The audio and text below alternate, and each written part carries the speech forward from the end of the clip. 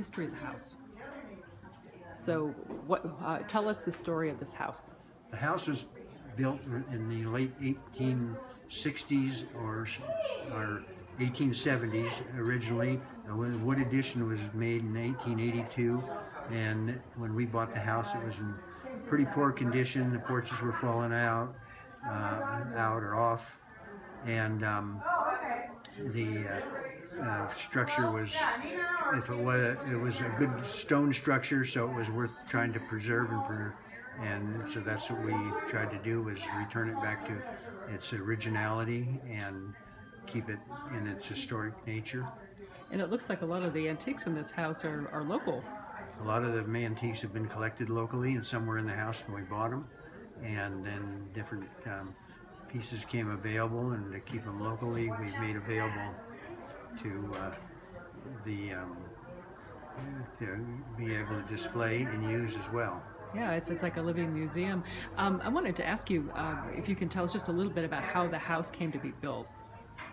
It was built by one of the owners of the original Utica mine, and it was to be used for his home and his office.